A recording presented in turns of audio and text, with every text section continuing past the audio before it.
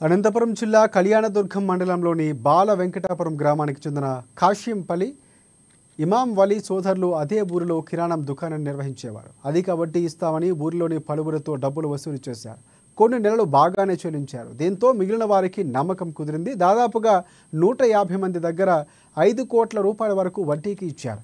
వారందరికీ సోదరులు ఇద్దరు ఐపీ నోటీసులు పంపించారు. ఉన్నది పల్లెటూరులోనే అయిన బాల వెంకటాపురంలో కాసిం ఇమాం సోదరులు విలాసవంతమైన ఇల్లు, ఖరీదైన ఫర్నిచర్ ఏర్పాటు చేసుకున్నారని బాధితులు తెలిపారు.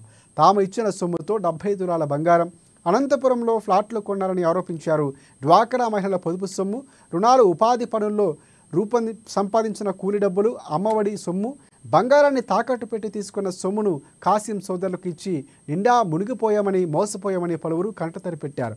4 ఏళ్ల నుంచి డబ్బులు తీసుకోవడం ప్రారంభించారని, మొదట్లో అధిక వడ్డీ, ఆ తర్వాత సాధారణ వడ్డీ ఇచ్చారని, చివరకు ఐపీ నోటీసులు ఇచ్చారంటూ ఆవేదన వ్యక్తం చేస్తున్నారు బాధితులు.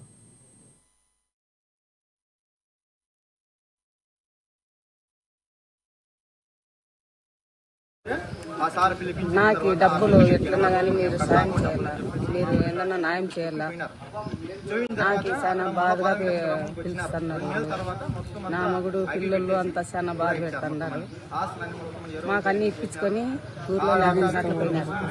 అదిగో ఇస్తాం, ఇదిగో ఇస్తామని అనిపోయినారు. మీ గొర్రెలు అమ్మి సంఘాల్లో తెచ్చి అన్ని ఇచ్చినాను. వాళ్ళు ఈ పొద్దు రేపు మాకు అని చెప్పి ఊరు చుట్టిపోయినారు. మాకు ఎట్లన్నా కానీ న్యాయం చేయాలి సార్. మీరు బాల వెంకటాపురం కిరాణా షాప్ నడుపుతున్న కాశీం వలీ, ఇమాం వలీ అతనికి